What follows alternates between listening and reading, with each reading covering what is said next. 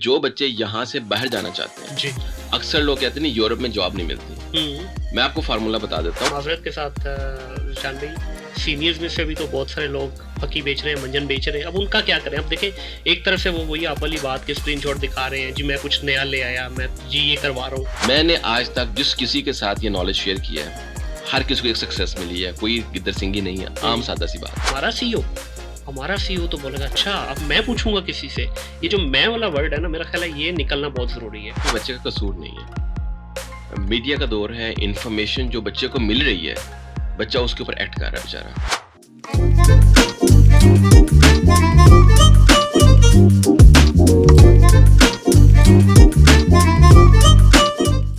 अस्सलाम वालेकुम ख़वातीन और हज़रात, welcome back to another podcast of Think Digital. इस बंदाए नाचीज़ को कहते हैं मुनीर अहमद। ये सीखने सिखाने का अमल रहेगा जारी।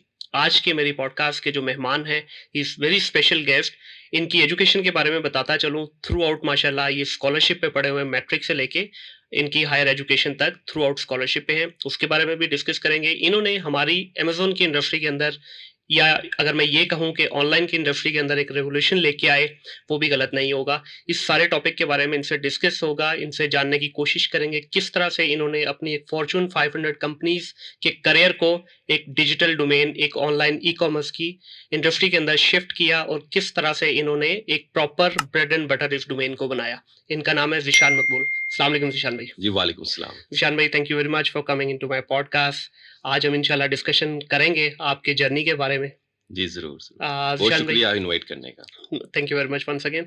विशाल भाई, सबसे पहले बताइएगा कि आपकी अर्ली एजुकेशन जो है और कहाँ पे आप पैदा हुए, उसके बारे में थोड़ा डिस्कस कीजिएगा। मैं अर्ली एजुकेशन मेरी टाट के स्कूल से हुई। ठीक है।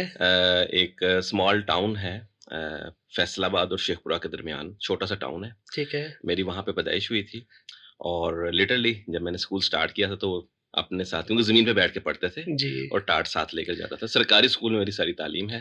अच्छा सर, ये हर कामयाब इंसान के पीछे ये टाट वाला फॉर्मूला क्यों है? आई डोंट नो, लेकिन ये एक अल्लाह का शुक्र है। मैं समझता हूँ एक बड़ी खूबसूरत जर्नी रही। एक उस जगह से स्टार्ट करके और दुनिया की बेस्ट यूनिवर्सिटीज़ तक पहुँचना, मैं अपने लिए एक एजाज़ समझता हूँ और अल्लाह का शुक्र है इसमें। और अब चूँकि लोग मुझे मेरे उस हवाले से नहीं जानते, जी। तो ये चूँकि सुनने वालों की इंस्पायरेशन के लिए, क्योंकि काफ़ी ऐसे बच्चे होंगे जो ऐसे स्कूल हैं या ऐसे जो हमारे अदारे हैं उनमें पढ़ रहे होंगे, ये उनकी इंस्पायरेशन के लिए ज़िक्र किया जाता है। बिल्कुल। 96 में हम लोग लाहौर शिफ्ट हो गए। ठीक है। मैट्रिक मैंने गवर्नमेंट स्कूल से उर्दू मीडियम स्कूल में किया। सही। फिर मैं गवर्नमेंट कॉलेज में चला गया। अल्हम्दुलिल्लाह मैट्रिक में भी मेरा स्कॉलरशिप था। माशाल्लाह। गवर्नमेंट कॉलेज में भी मैंने स्कॉलरशिप पे भी पढ़ा। ठीक है। उसके बाद मैं यूटी लाहौर से मैकेनिकल इंजीनियरिंग की। Very good. वहाँ भी थ्रू आउट 4 इयर्स मेरा स्कॉलरशिप था। मैं कोई गोल्ड मेडलिस्ट नहीं था, जी। लेकिन ये था कि इतने नंबर ले लेता था कि दाल दलिया चल जाता था। सही। ये मैं इसलिए ज़िक्र कर रहा हूँ कि वो वाले बच्चे जो कि तालीम में अच्छे हैं, लेकिन वो उनको फाइनेंशियली बहुत स्ट्रॉन्ग नहीं है, तो मैं आपको रिकमेंड करूँगा कि हर अदारे में बहुत स्कॉलरशिप्स होते हैं। बेशक ऐसी है। और हम लोग एक्सप्लोर नहीं करते, बस मैं एक्सप्लोर करता रहता था। अच्छा। बहुत सी एनजीओज़ होती हैं, उनको एक्सप्लोर करता रहता था। वो छोटी-छोटी होती हैं, 2-2 3-3 स्कॉलरशिप्स होते हैं, वहाँ से जाकर ढूँढ के चले आता था। ठीक है। फिर मेरा जो है वो मैंने 2 साल पाकिस्तान में जॉब की। मैं पीएसओ में रहा, पीआईए में रहा। ठीक है। अच्छा, करियर आपका स्टार्ट ही माशाल्लाह मल्टीनेशनल उससे हुआ। अच्छा, मैं आपको मज़े की बात बताऊँ कि जब मैं पीएसओ में गया हूँ तो मेरी शुरू में जॉब थी। तो मुझे एक कॉलीग पूछते आप किस एमएनए के हैं? अच्छा। मैंने कहा मैं किसी एमएनए का नहीं हूँ। कहते ये हो ही नहीं सकता ठीक कि है। पीएसओ जैसे अदारे में और आप एक ऑफिसर रैंक पे आए हैं यहाँ पर, तो आपको बगैर एमएनए की सिफारिश के ये जॉब मिले। आप मेरिट पे आए थे प्योरली? और ये हकीकत भी थी। अच्छा। लेकिन मेरी लक थी कि उस वक़्त तारिक किरमानी जो है वो हेड कर रहे थे उसको, मुशर्रफ का दौर था। आई सी। वो बाहर से बंदे को लेकर आए थे और वो मेरिट के ऊपर कुछ काम करना चाह रहा था। आई सी। एंड इट और was back in the year of ये 2006 की बात है, 2006। मार्च ठीक है। 2006 की। सही। अच्छा, अब मैं वहाँ पे थोड़ा-सा अरसा रहा। किरमानी साहब पीआईए में चले गए, मैं भी उनके पीछे-पीछे पीआईए में चला गया। अच्छा। तो फिर मेरा पीआईए में एक्सपीरियंस रहा as an training aircraft engineer. Aviation का एक अपने असूल है, जी। सर्टिफिकेशंस के बाद आपको क्वालिफाइड करते हैं एज एयरक्राफ्ट इंजीनियर, हम्म। लेकिन मेरा role as an aircraft engineer था। ठीक है। और वहां पर मेरा जो रोल था वो मॉडिफिकेशन, जो जहाज़ों के अंदर मॉडिफिकेशंस हैं, क्या बात है। मैं उस डिपार्टमेंट में था, मतलब उसकी हमने इवैल्यूएशन। 1 to 5 में मॉडिफिकेशन और गाड़ियों में मॉडिफिकेशन तो सुनी थी, जी, जी, ये जी। जी, एयरक्राफ्ट बिल्कुल। के अंदर भी मॉडिफिकेशन है। हाँ, पीआईए के अंदर एक डिपार्टमेंट है एयर वर्दीनेस मैनेजमेंट। ठीक है। वो मेक श्योर करता है कि हमारे जहाज हमेशा उड़ान के काबिल रहें। डिफरेंट डायरेक्टिव्स आते रहते हैं, सर्विस बुलेटिन्स आते रहते हैं। कुछ डायरेक्टिव्स तो लाजमी होते हैं, हमें करना होते हैं। सही। तो उनकी वैल्यूएशन करना, उनकी एग्जीक्यूशन करवाना, ये सब मेरे काम का हिस्सा था। अच्छा, ये इसमें कितनी हकीकत है कि हमारे पास जितनी भी एयरलाइंस हैं इंक्लूडिंग पीआईए, अक्सर ये पढ़ते हैं आर्टिकल्स वगैरह में कि ये इनके जहाज नकारा हैं, उड़ने के काबिल नहीं, आए दिन कुछ ना कुछ इंसिडेंट भी होते हैं, but on the other hand हमारे जो पायलट की एक्सपर्टीज है वो माशाल्लाह इतनी शार्प है कि उस लेवल की कैजुअलिटीज अभी तक नहीं होती। नहीं, मैं पीआईए के अंदर रहा हूँ, मैं कहूँगा ये बैड जर्नलिज्म है। ठीक है। टोटली बैड जर्नलिज्म है। देखें, किसी भी जो इक्विपमेंट है, जहाज हो, गाड़ी हो, उसके दो हिस्से होते हैं। एक होता है उसका टेक्निकल हिस्सा, जी। दूसरा होता है उसका जो विजुअल, सीट टूटी हुई है नहीं टूटी हुई। सही। लोगों की शिकायत जर्नलिज्म होती है उनके ऊपर, ओके। लेकिन जो सेफ्टी है वो है उसके इक्विपमेंट के ऊपर। ओके। वहां पर जो है वो डायरेक्टिव्स अप्लाई होते हैं, रेगुलेशंस अप्लाई होते हैं। वहां पर हम कभी भी जो है कॉम्प्रोमाइज एक्सपेक्ट नहीं करते। अच्छा, मतलब ये सिर्फ एस्थेटिक चेंजेस जो देखिए, अगर हमें नजर आ रही हैं एज बिल्कुल, यूजर जी, जी, ऑफ द प्लेन, वो उसकी बात करें कि उसमें इश्यूज हैं, बट बैकएंड पे जो मशीनरी है उसमें कॉम्प्रोमाइज नहीं है। जी, जी। वैसे भी क्योंकि मेरी जो अभी मैनेजमेंट फिलॉसफी है, वो बड़ी हद तक इंस्पायर्ड है एविएशन इंडस्ट्री से। आई सी। एविएशन इंडस्ट्री में जो एयरक्राफ्ट है, उसमें हमेशा 3 सिस्टम्स होते हैं, जो ठीक है। क्रिटिकल सिस्टम्स होते हैं। पहला फेल होगा तो दूसरे पे चला जाएगा, जी। दूसरा फेल होगा तो तीसरे पे जाएगा। ठीक है। तो जो एक्सीडेंट होते हैं ना आजकल के दौर में, वो जी होते जी। हैं ह्यूमन फैक्टर की वजह से। ओके। तो इस वजह से जो है वो मैं समझता हूँ कि वो ब्लेम करना किसी भी एयरलाइन को जी। कोई मुनासिब बात नहीं होगी। और यही काम हम वहाँ पे एयरवर्दिनेस मैनेजमेंट में करते थे। वहाँ पर फिर मुझे स्कॉलरशिप मिला मास्टर्स करने का। ओके। एरास्मस मंडस का वो स्कॉलरशिप है, वो यूरोपीय यूनियन देती है। इसको थोड़ा एक्सप्लेन भी कीजिए कि ये है क्या, अगर जी, कोई यंग बच्चे जो हमारे सुन रहे हैं उनमें से कोई अवेल करना जी, जी। चाहे तो। अच्छा, मैं बता देता हूँ, यूरोपीय यूनियन जब बनी तो इन्होंने 27 जो या जितने भी ममालिक हैं उसमें, 27 तो खैर शेंजन में, लेकिन यूरोपीय यूनियन में उन्होंने इस चीज़ का फैसला किया कि हमने मिल के ग्रो करना है। ठीक है। अच्छा, मिल के ग्रो करने में उन्होंने एजुकेशन के ऊपर भी फोकस किया। उन्होंने पहले किया कि हम एक यूरोपियन मुल्क के जो लोग हैं, उनको दूसरे यूरोपीय मुल्क में पढ़ने के लिए भिजवाएँ। ठीक है। उसके लिए फिर उन्होंने स्कॉलरशिप का आगाज़ किया। ओके। फिर उन्होंने कहा कि जो यूरोप के में नहीं रहते, उनको यूरोप में हमने लेकर आना है। अच्छा। ब्रेन लेकर आना है, जो भी कहें आप इसको। ठीक हो गया। तो ये उन्होंने एरास्मस मंडस के नाम से एक स्कॉलरशिप का आगाज़ किया। ये इसके लिए एलिजिबल वो लोग होते हैं जो यूरोप में नहीं रहते। ओके, ओवरसीज के लिए है बेसिकली। ओवरसीज़ के लिए इसमें अमेरिकन भी आएँगे, ब्राज़ीलियन भी आएँगे, बस यूरोपियन नहीं आएँगे इसमें। ओके। ठीक है? अब ये किनको मिलता है? इन्होंने कहा कि वो वाले एरियाज़ जो यूरोप को चाहिए, जैसे मेरी डिग्री थी ग्लोबल इनोवेशन मैनेजमेंट में। ठीक हो गया। अब इसमें क्या करेंगी, 3 से 4 जो यूरोप की बेस्ट यूनिवर्सिटीज़ हैं, वो मिलकर जो है वो एक कोर्स डिज़ाइन करेंगी और वो वाला जो कोर्स है, वो उसके लिए एलिजिबल करवाएँगी। सही। ठीक है? तो अब मुझे जो स्कॉलरशिप मिला था, वो इस प्रोग्राम के लिए मिला था, ग्लोबल इनोवेशन मैनेजमेंट। और ये 100% स्कॉलरशिप थी। ये 42,000 यूरोज़ का स्कॉलरशिप था। इसमें मेरी 18,000 यूरो फीस थी। ओके। 24,000 यूरो मेरा लिविंग एक्सपेंस था 2 साल के लिए। बाकी पार्टी करें। जी, जी, 24 माह के लिए 1,000 यूरो पर मंथ। हम्म। प्लस हमारी इंश्योरेंस और ये सब चीज़ें। ठीक है। तो इसमें पहला साल मेरा स्कॉटलैंड में था। मैं जिस यूनिवर्सिटी में था, वो यूके की नंबर 1 यूनिवर्सिटी उस साल ठहराई गई थी। सही। वो बहुत एक अच्छी रेप्यूट यूनिवर्सिटी है। और उसके बाद मैं दूसरे साल में डेनमार्क आ गया था। ठीक हो गया। और इस तरह से जो है वो अल्हम्दुलिल्लाह मैंने अपना एजुकेशनल जर्नी जो है वो कंप्लीट किया। और जब आपने कंप्लीट कर ली अपनी एजुकेशन, फिर वहां वापस आने का नहीं सोचा पाकिस्तान?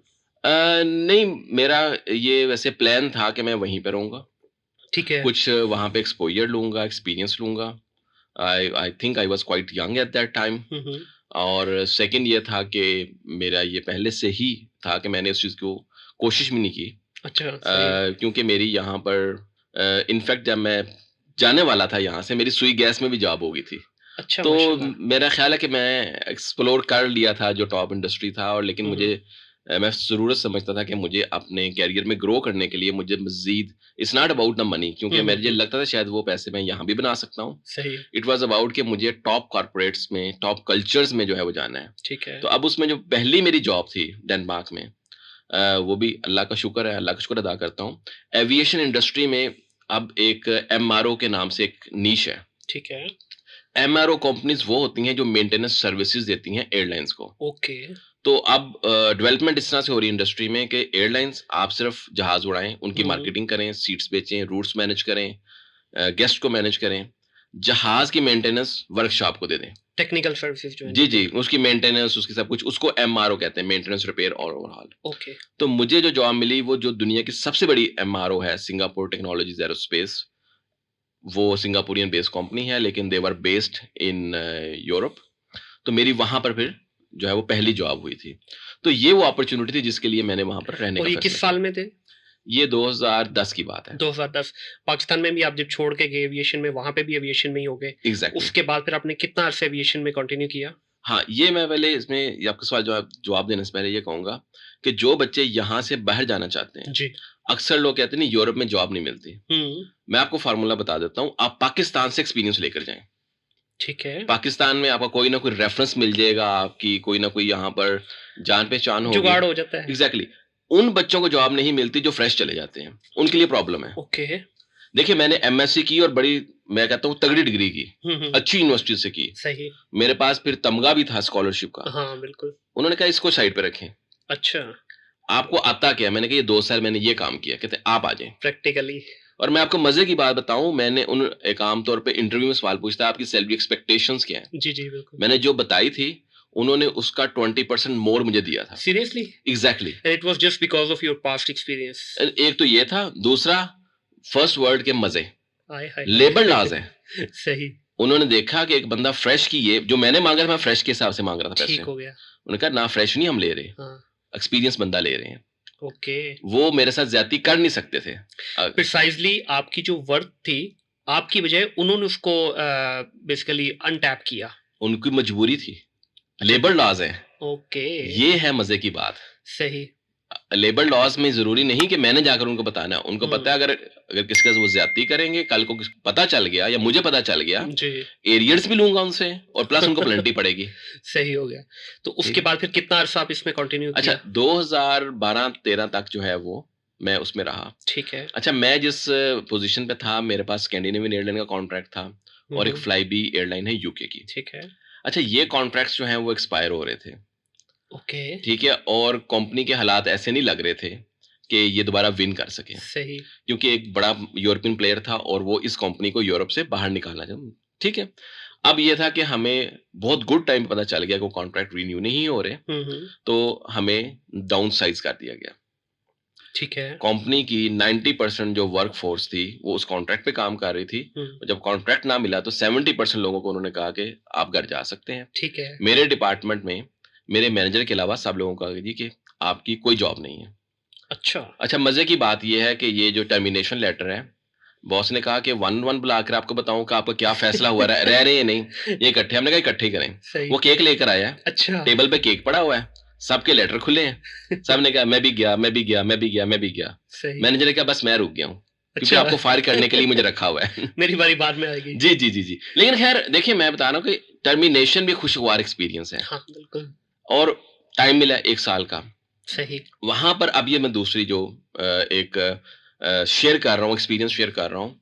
मैं इंडस्ट्री में था एविएशन में, डेनमार्क में इसका बहुत लिमिटेड स्कोप है, बहुत थोड़ी-सी कंपनी है जी। और इट वाज़ वेरी डिफिकल्ट, मैं उसमें मज़ीद मुझे जॉब मिल जाती। सही। मोनोपोली भी है शायद इसमें 2-4 बड़ी कंपनीज़ की। नहीं, नहीं, बहुत छोटा-सा मुल्क है, थोड़ी-सी कंपनीज़ हैं, वो पंजाबी में कहते हैं गंजी नहाएगी की तो निचोड़ेगी की। तो आई गॉट लिटिल रियलिस्टिक। अच्छा, रियलिस्टिक होने का क्या फ़ायदा हुआ? अच्छा, दूसरा मुझे एक जब टर्मिनेशन में देखें ना कि असूलों वाली होती है फर्स्ट वर्ड में, बिल्कुल। उन्होंने एक मुझे कंसल्टेंट दी। अच्छा। सबको ऑफ़र की, मुझे भी ऑफ़र की। सही। She was very experienced person, she have been the CEO of a company as well. Okay. अब उसके साथ जो है वो मुझे मेंटरशिप का एक्सपीरियंस करने का मौका मिला कि मेंटरशिप होती क्या है असल में। सही। And she was my guide कि अब आपने करियर स्विच कैसे करना है। ये 1 साल का जर्नी था पूरा। अच्छा। उसमें हमने मार्केट पूरी स्कैन की, मार्केट स्कैन की, मैंने अपनी स्किल्स देखी, मार्केट में गैप देखा, तो मैंने आइडेंटिफाई किया कि प्रोजेक्ट मैनेजमेंट एक ऐसा एरिया है जिसमें बहुत जॉब्स हैं, सही। बहुत ग्रोइंग कैरियर है, that is something I have been doing, और ये मेरे इंटरेस्ट में भी है। ओके। अच्छा, अब प्रोजेक्ट मैनेजमेंट में इन होने का तरीकाकार क्या है? एक तो ये है कि आप सीवी भिजवाएं, कवर लेटर हाँ। भिजवाएं और उसमें कहें कि जी मैं बहुत 30 जॉब मार दे दे, खाऊं, हाँ। मैं बहुत 30 मार खाऊं, मुझे ही तो प्रोजेक्ट मैनेजमेंट आती है, मैं पैदा इसी काम के लिए हुआ था, इससे जॉब नहीं मिलती। नहीं मिलेगी। अब आपने बताना है कि जो मैंने सोचा हम्म। कि मुझे सर्टिफिकेशन करनी चाहिए। True. सर्टिफिकेशन क्या होता है कि एक इस्टेब्लिश अदारा है, वो आपको लिख के दे रहा है कि हमने इसकी स्किल को टेस्ट किया है, हाँ। इसको ये काम आता है। Is qualified PM. जी। अच्छा, अब मैं ये बताता हूँ ओवरसीज पाकिस्तानी के लिए जो लोग स्ट्रगल कर रहे हैं। जी। मैंने आज तक जिस किसी के साथ ये नॉलेज शेयर किया है, हर किसी को एक सक्सेस मिली है, कोई गिद्दर सिंगी नहीं है, आम सादा सी बात है। आप जिस फील्ड में जाना चाहते हैं उसकी अच्छी से अच्छी सर्टिफिकेशन करें। बिल्कुल ऐसी है। मैंने की पीएमपी, ठीक है। प्रोजेक्ट मैनेजमेंट प्रोफेशनल, जी। पीएमआई की। हम्म। अब मैं अब बताता हूँ कि उसकी कॉस्ट डेनमार्क के हिसाब से, वहां के हिसाब से 40,000 डेनिश क्रोन थी, ठीक है। जो कि 30 गुना ज्यादा थी पाकिस्तान की निस्बत। मैं तो पाकिस्तानी हूँ भाई। हाँ, जाहिर है, उस हिसाब से सोचिए। मैंने पाकिस्तान में कांटेक्ट किया, 35,000 में एक रिटायर्ड कर्नल थे, उन्होंने मुझे 1-on-1 ट्रेनिंग दे दी। कमाल। फर्क देखिए, वहाँ आप डेनिश उसकी करेंसी की बात कर रहे हैं, यहाँ पाकिस्तान पाकिस्तान में रुपीस 35,000 एग्जैक्टली। अच्छा, मैं मानता हूं उसकी क्वालिटी और जो वहां पे ट्रेनिंग मिलती थी उसमें भी 30 गुना ही फर्क था, बिल्कुल। लेकिन स्टार्ट मिल गया मुझे, मेरे सही। रिसोर्सेज वही इजाजत देते थे, मैंने वो किया। उसके बाद ठीक है, मुझे थोड़ी ज्यादा मेहनत करनी पड़ गई, लेकिन अल्हम्दुलिल्लाह मैंने वो सर्टिफिकेशन कर ली। ठीक है। सर्टिफिकेशन करने के बाद पहले जॉब इंटरव्यू में कहा हम आपका तो इंतजार था, क्या बात है। क्योंकि मैं वहां पे अब गोल्डन नगेट बन गया था। सही। ये वाली सर्टिफिकेशन मेरे जैसा बंदा करता ही नहीं है, वहां पे करते हैं बाबे। हाँ। बाबे क्यों करते हैं? उनकी जो कंपनी होती है वो उनको स्पॉन्सर करती है। फ्रेश को कौन स्पॉन्सर करता है? बिल्कुल सही है। ठीक है, और वो अपनी जॉब में फिट होते हैं, मार्केट में मिलते ही नहीं ऐसे लोग। अच्छा, उस वक्त जब आपने ये किया, आपकी लैंग्वेज का उस वक्त कितना अबूर था आपको डेनिश के ऊपर? आज तक नहीं आती मुझे, ना करें। मैं वहां का Seriously? नेशनल हूँ, मुझे आज तक नहीं आती। अच्छा, ये सीरियसली मेरे लिए बड़ी शॉकिंग न्यूज़ है क्योंकि मेरे अपने भाई भी नॉर्वे में रहते हैं, इसके अलावा और काफ़ी दोस्त हैं जो यूरोपियन डिफरेंट कंट्रीज़ में रहते हैं, जी। कज़न वगैरह भी। उनका सबका कहना यही है कि एक ही बॉटलनेक है पूरे यूरोप में, ऑल अक्रॉस, लैंग्वेज। लैंग्वेज के बगैर आपको, अभी भाई है नॉर्वे में, उसकी रिसेंट जॉब हुई है। It took him around 3 years जी। कि उस लेवल पे पहुंचता। उसने कुछ सर्टिफिकेशंस की, प्लस फिर डिग्री भी उसकी वहां से ऑयल एंड गैस में थी। उसके बाद जब उसको लैंग्वेज वगैरह सब चीजें क्लियर हुई, तब जाकर उसको एक प्रॉपर प्रोफेशनल जॉब मिली है। ये टाट वाले स्कूल का कमाल है। ऑनेस्टली देखिए, जब आप इतने एक लोअर लेवल से ऊपर आ रहे होते हैं ना, तो आप में एक स्किल आ जाती है कि प्रॉब्लम कोई नहीं है, सोल्यूशन निकालना है। मान लिया लैंग्वेज नहीं आती, सही। लैंग्वेज सीखना वहां पे बहुत जरूरी है। बिल्कुल। मैं नहीं सीख पाया, दो वजूहात हैं। सबसे पहले मेरी अपनी लेजीनेस। ठीक है। लेजीनेस इस वजह से थी, मुझे उसकी कभी जरूरत पेश नहीं आई। इन्वायरमेंट नहीं बना। इन्वायरमेंट नहीं, जरूरत। मैं फॉर एग्जांपल जो मेरी पहली जॉब थी वो सिंगापुरियन ओन थी, सिंगापुरियन टॉप मैनेजमेंट थी। ओके। वहां पर हमें इतनी, हमारी ऑफिशियल लैंग्वेज इंग्लिश थी, हमें कोई डेनिश में ईमेल लिखता था, हम उसको उर्दू में लिख देते थे। वो क्यों क्या लिखते थे? कहते आप गूगल ट्रांसलेट कर लेंगे, आप भी कर लें। आप भी कर लो। इतनी इनका इन्वायरमेंट स्ट्रांग था कि नहीं, ऑफिशियल लैंग्वेज इंग्लिश है, respect us and we respect you. कमाल है। उसके बाद मेरी जो जॉब थी, जो मैनेजमेंट में पहली हुई, वो लीगो में हुई। लीगो अल्हम्दुलिल्लाह एक अच्छी कंपनी है, एक उसकी अपनी स्टोरी है। मैं सुनने वाले से कहूंगा कि आप यूट्यूब पे जाके लीगो की स्टोरी ही सुन लें। हाँ, फॉर्च्यून 500 में आते हैं ये बड़ी जी जी, कंपनीज एक तो में। है, लेकिन ये कि उसकी अभी 80 या 100 साल उसकी हिस्ट्री है। ठीक है। 1932 में शायद वो स्टार्ट हुई थी, अभी 100 साल सही। नहीं हुए उसको। तो उसकी एक अपनी हिस्ट्री है, वो कैसे शुरू हुई, उसके प्रिंसिपल्स क्या हैं, बहुत इंटरेस्टिंग स्टोरी है। ठीक है। और वहां पर मेरी जो पहली जॉब थी, उस जॉब में जो है वो भी मुझे ये अपॉर्चुनिटी मिली, क्योंकि वो भी एक ग्लोबल कंपनी है, ऑफिशियल लैंग्वेज इंग्लिश है। और दूसरी मजे की बात कि मैं जिस टीम में हायर हुआ, मैं पहला नॉन डेनिश था। अच्छा, मैं नहीं कहूंगा वो पाकिस्तानी खबरें लगा दे, नहीं, ऐसी बात नहीं है। उन कंपनीज की सक्सेस का राज क्या है? डाइवर्सिटी। केपीआई में था ये, सही। मैनेजर के ये केपीआई में था कि आपकी टीम डाइवर्स होनी चाहिए। उन्होंने मुझे जैसे बंदे को लेकर आना था। सही। और इतनी वो काइंड ऑफ कह लें कि खुले दिल के लोग हैं कि मेरे लिए अगर कहीं वो डेनिश में बात कर रहे हैं ऑफिशियल मीटिंग की, हम्म, पर्सनल मैंने उनको कहा हुआ था कि नहीं नहीं आप अपनी जुबान में बात करें, मैं भी सही। मुझे भी सीखने का मौका हाँ मिलेगा। हाँ, बिल्कुल। ऑफिशियल जब भी मीटिंग होनी है मैं सिर्फ बैठा हूँ नॉन डेनिश, सब लोग इंग्लिश में बात करेंगे। जस्ट टू ठीक है, मेक यू कंफर्टेबल कि एग्जैक्टली आपको भी समझ आ रही हो अब ये मसला लैंग्वेज। ये था कि आप जो हैं वो सारा दिन अपनी जॉब पे हैं, काम कर रहे हैं, शाम 5 बजे जाकर आप लैंग्वेज सीख नहीं सकते। नहीं होता है, बिल्कुल। ठीक है, तो इस वजह से मैं लैंग्वेज सीख नहीं सका, लेकिन स्कूल में गया हूँ, हम्म, लैंग्वेज का इम्तिहान पास किया, मेरे 100% नंबर है स्पीकिंग में, अच्छा। मेरे 100% नंबर है। देखिए इम्तिहान पास करना तो हमें आ जाता है ना फिर। वो तो गुर है ठीक मतलब। है, मसला यही है ना कि हमें इम्तिहान पास करना आता है। इम्तिहान पास करने का मतलब ये नहीं कि आपको लैंग्वेज आ जाए, बिल्कुल। लेकिन ऑफ कोर्स कि जो मैंने कहा कि मुझे नहीं आती, इसका मतलब ये नहीं कि बिल्कुल भी नहीं आती। वो सारा मतलब हो जाता है। बिल्कुल ऑफ कोर्स के जो डेली कन्वर्सेशन है नेबर्स के साथ करनी है, हम्म। सुपरमार्केट में करनी है, तो वो तो मैनेज हो ही जाती है। नहीं, मैं इस पे I completely agree with you. अब मैं 10 साल दुबई रहा हूँ, मुझे बेसिक अरबिक के अलावा नहीं आती। उसकी वजह यही है कि जितने भी लोगों के साथ काम किया, ज़्यादातर अरब थे, लेकिन वो सारे बहुत अच्छी इंग्लिश बोलते थे, तो जी, जिसकी वजह से एक एनवायरनमेंट ऐसा बन जाता है कि आपको शायद ज़रूरत महसूस नहीं होती। बिल्कुल। तो ज़रूरत ईजाद की माँ है, जी। डेफिनेटली। लेकिन मैं सुनने वालों को सीखूंगा कि ये इसको मैं फखर नहीं महसूस करता अपना, मेरी ख्वाहिश है मैं सीखूं। हुँ, एक लैंग्वेज सीखना आपकी एक स्किल होती है, और मैं उम्मीद करता हूँ कभी ज़िंदगी में सीख लूँगा। लेकिन सिर्फ़ ये कहने का मकसद ये है कि वो वाली कंट्रीज़ जहाँ पे लैंग्वेज इंग्लिश नहीं है, अपॉर्च्युनिटीज़ वहाँ पे भी हैं। वहाँ पे भी जो है वो इंग्लिश या ग्लोबल कंपनीज़ होती हैं। अगर आप कहीं पर ऐसे मुल्क में बैठे हुए हैं जहाँ पर आप इस वजह से स्ट्रगल कर रहे हैं कि आपको लैंग्वेज नहीं आती, आप ग्लोबल कंपनीज़ को टारगेट करें, तो आप को जो है ज़रूर उसमें कामयाबी नहीं, मिलेगी। Fair enough, definitely. और आपके केस में आई बिलीव कि you have been lucky enough throughout your career, throughout your educational background, कि आपको एक स्कॉलरशिप का भी वो मिला। उसके बाद पहला ही आपका किक स्टार्ट एक अच्छी कंपनी से हुआ। और ये मैंने पर्सनल भी अपनी ज़ाती ज़िंदगी में भी ऑब्जर्व किया है कि आपको जो शुरू में एक समझ ले किक स्टार्ट मिलता है। मेरा हुँ, टेलीनॉर पाकिस्तान से स्टार्ट हुआ करियर, उसके बाद मैंने पीछे मुड़ कर नहीं देखा। वो एक स्टेम जो आप पे लगती है ना कहीं आगे जाके करियर में वो आपके लिए एक लैडर का एक स्टेप ज़रूर बनता है। हुँ। तो आपके साथ भी आई बिलीव वही हुआ कि आप एक से दूसरा, दूसरे से तीसरा, अच्छे से अच्छे की तरफ जी, बढ़ते जी। गए। और डेफ़िनेटली आप में कुछ था, तो तभी इन कंपनीज़ ने हायर किया। ऐसा तो नहीं खाली डिग्री के बेस पे, जी ठीक है रख भी हुँ। लेंगे 2 महीने 4 महीने, उसके बाद तो गुड बाय का लेटर जी, आना ही जी। होता है। जी, जी। अच्छा, अब हम मूव करते हैं ईशान भाई, जो हमारा मेन आज का टॉपिक है कि आपने एक प्रोफ़ेशनल करियर को देखा, एक अच्छे लेवल पे जॉब की, एक जी। बड़ी ऑर्गेनाइज़ेशन का हिस्सा रहे। उसके बाद मेरे साथ 2015 में आई हैव डिसाइडेड कि यार अब मैं अपना करियर यहीं पे एंड करूँगा, अब मैं जाऊँगा बिज़नेस की तरफ। It took me around 3 and a half year, शायद 4 साल भी लगे मुझे ये डिसाइड करने में कि यार अभी एक अच्छी खासी मोटी तगड़ी सैलरी आ रही है, इसको यहाँ पे करो स्टॉप, अब आप आते हैं बिज़नेस की तरफ।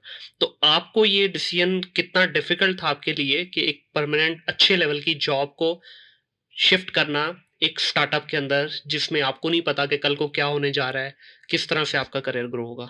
अच्छा मैं इसमें बताता हूँ कि डेनमार्क की लाइफ़ बड़ी आसान लाइफ़ है। ठीक है। वहाँ पर आपके पास खुला टाइम होता है। या ये है कि मैं समझता हूँ कि आप टाइम के ऊपर कंट्रोल है आपका। ठीक हो यू गया। Can decide your priorities. हुँ, हुँ।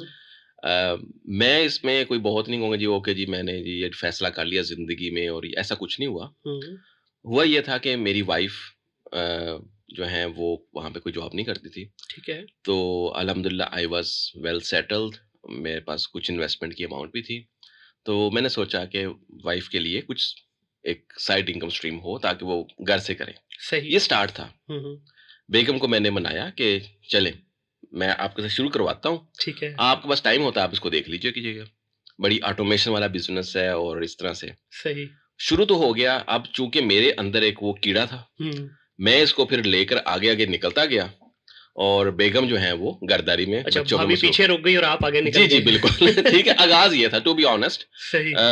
मुझे जो है वो कोई इसके अलावा नहीं थी। हाँ, इट वाज़ लेकिन नॉट वेल प्लान्ड कि जी मैं छोड़ दूँगा तो फिर आगे जाके बिल्कुल, करूँगा, नहीं, हो नहीं, गया बस ये। बस हो गया, ठीक ठीक है। है। और ये किस साल में स्टार्ट किया ये आपने? मैं 2000 मैं एक्सप्लोर कर रहा था 2013 से। अच्छा, ठीक है। मैं पाकिस्तान की इंडस्ट्री को 2013 से फ़ॉलो कर रहा हूँ, ऐसे ये लोग कर रहे थे, मुझे उन चीज़ों की समझ नहीं आ रही थी हुँ, या मैं हुँ। शायद थोड़ा पीछे था या मैं उसको प्रायोरिटाइज़ नहीं कर पा रहा था। सही। ये 2017 में के शुरू में ही शायद मैंने अमेज़न का नाम सुन लिया था। ठीक है। अच्छा 2016 में एक मिसहैप हुआ फैमिली में, हुँ, हुँ। जिसमें मुझे रियलाइज़ हुआ कि मुझे लोकेशन इंडिपेंडेंस चाहिए। ठीक है? वो एक बैकअप माइंड थी चीज़ें, एक छोटा-सा उसको मैं कहता हूँ कि वो भी शायद एक इंस्पिरेशनल फैक्टर था मेरे लिए। 17 में फिर मैंने सनी भाई का जो है वो सेमिनार अटेंड किया लाहौर में, और उस वक़्त एक्सट्रीम कॉमर्स अर्ली डेज़ में थी, और उसका जो बूट कैंप था वो फिज़िकल होता था, फेस टू फेस। जी, बिल्कुल। चंद एक स्टूडेंट थे। चंद एक स्टूडेंट थे, वीकेंड के ऊपर होता था और फिज़िकल क्लासेस होती थी। ट्रू। मैं चूँकि पाकिस्तान में रहता नहीं था, तो मैंने सनी भाई से कहा कि मेरा क्या होगा? ठीक है। क्योंकि वो जो सेमिनार था उसमें लाहौर चैम्बर ऑफ कॉमर्स में था। हुँ, आई डोंट नो कितने 100, 150, 200 लोग बैठे होंगे। ठीक है। उनमें से सिर्फ 2 लोगों का आईडी का मसला नहीं था, 198 लोगों का आईडी का मसला था, और मैं बड़ा इरिटेट होता था, यार आईडी से निकले ना अभी। हुँ, मैं था और एक और आजकल वो भी अच्छे मशहूर मेंटर हैं, वो भी उस सेमिनार को अटेंड कर रहे थे। ठीक है। वो ऑलरेडी सेल कर रहे थे। हुँ, हुँ। तो हम 2 लोग थे बस, जिनको हमें आईडी का मसला नहीं, आगे बात करें ना। हम तो जेब में लेके घूम रहे हैं। हाँ, आगे बात करें। तो खैर एनीवे सनी मैंने कहा कि आप मेरे वन ऑन वन स्टूडेंट बन जाएँ। ठीक है। तो मैं शायद टेक्निकली उनका पहला वन ऑन वन स्टूडेंट था, ओके। और उसका एक बहुत डिफरेंट पैटर्न था, आज वाले वन ऑन वन वाली हुँ, सिचुएशन हुँ, नहीं थी। हुँ। तो उससे क्या हुआ कि मुझे डायरेक्ट एक्सेस थी सनी भाई के साथ। सही। ये बड़ा अच्छा कॉम्बो हुआ मेरे ख्याल में। मेरे पास एक अपनी स्किल्स थी, उनके पास बिज़नेस एक्यूमेंट था, अर्ली डेज़ थे, ख़ास जो है वो हमारा रिलेशनशिप बिल्ड अप हुआ। हुँ, तो वहाँ से मैंने सिर्फ अमेज़न नहीं सीखा, मैंने बिज़नेस करना सीखा। Very good. उससे पहले देखिए मेरी कॉर्पोरेट लाइफ़ थी, मेरे मैनेजमेंट डिसिप्लिन था, मैं ऑर्गेनाइज़ करना जानता था, बिज़नेस मेरे मेरे लिए नहीं था। हाँ, it's a different ball game altogether. ठीक है? लोगों को हायर कैसे करना है, टीम कैसे बिल्ड अप करनी है, ये सब चीज़ें मैंने वहाँ से स्टार्ट की। ठीक है। एक्सट्रीम कॉमर्स ग्रो कर रही थी, अमेज़न की इंडस्ट्री पाकिस्तान में ग्रो कर रही थी, मैं उसका फिर एक जर्नी का हिस्सा हो गया। सही। वो कुछ चीज़ें ऐसी थी जो मैं पर्सनली नहीं, नहीं ये नहीं होगा, फिर वो हुँ, हुआ। हुँ, कुछ चीज़ें समझता कि नहीं होंगी, वो नहीं भी हुई। हुँ। तो आपको उस तरह भी अपनी एक सेल्फ हुई कि जहाँ पर मैं ठीक गेस कर रहा था, गलत गेस कर नहीं, रहा था। सनी भाई की अच्छी चीज़ ये है कि जो अच्छे लोग हैं उनके साथ जुड़े हुए शुरू से, वो उनको आज भी साथ लेके चल रहे हैं और उनकी बात के अंदर जो वज़न रखते हैं वो, और हुँ। मानते भी हैं बात। बहुत सारी चीज़ें ऐसी आपने की, हम लोगों ने की, और वो आज भी बातें मानते हैं। जी, जी। अच्छी चीज़ ये इसी वज़ह से माशाल्लाह आज देखें ना उनका ग्राफ कहाँ पे है। जी, जी, अल्हम्दुलिल्लाह। तो अब उसमें ये था कि बैक टू योर क्वेश्चन, के प्लान उस तरह से नहीं था जिस तरह से मैं आज आ गया। ठीक है। अच्छा, दूसरा उसमें एक फ़ायदा हुआ जो मेरा एक्जिस्टिंग एक्सपीरियंस था, जो स्किल्स थी, हुँ, चीज़ों को ऑर्गेनाइज़ करना, मैनेज करना, ऑटोमेट करना। तो वहाँ से मैं ये समझता हूँ कि मैंने बहुत सी चीज़ों को नो कहा। सही। फॉर एग्ज़ाम्पल मैं काइंड ऑफ फर्स्ट वन लोगों में था, जिनके पास लोगों ने कहा जी कि आप हमारे साथ पार्टनरशिप कर लें, वर्क पार्टनर बन जाएँ। हुँ, मैंने उनसे एक्सक्यूज़ किया। ठीक है। ठीक है, मैं उन शुरू के लोगों में था जिन्होंने कहा कि आप हमें ये सर्विस दें, वो सर्विस दें। मैंने कहा सॉरी मैं ये नहीं दे सकता। हुँ, हुँ, मैं उस पे जो है वो कॉन्फिडेंट नहीं था, ठीक है। Without having a proper team और सब चीज़ों से। लेकिन इसके बावजूद के काफ़ी ऐसी चीज़ें हुई, फॉर एग्ज़ाम्पल इंटेलेक्चुअल प्रॉपर्टी का एरिया हुआ, जी, पेटेंट्स का एरिया हुआ, उसमें मैं खुद अपने लॉसेस लिए। लेकिन उसमें मैं इतना फिर वो, क्योंकि मेरी जो डिग्री थी इनोवेशन मैनेजमेंट की, वो न्यू प्रोडक्ट डेवलपमेंट के ऊपर ही थी ना। ठीक है। लेकिन जब मैं इधर आया मैंने कहा ये तो मैं तिजारत करने लगा हूँ ना, ट्रेडिंग करने लगा हूँ। हाँ, हाँ, इसमें उन सब चीज़ों को, किताबी चीज़ों को साइड पे कर दूँ मैं। सही।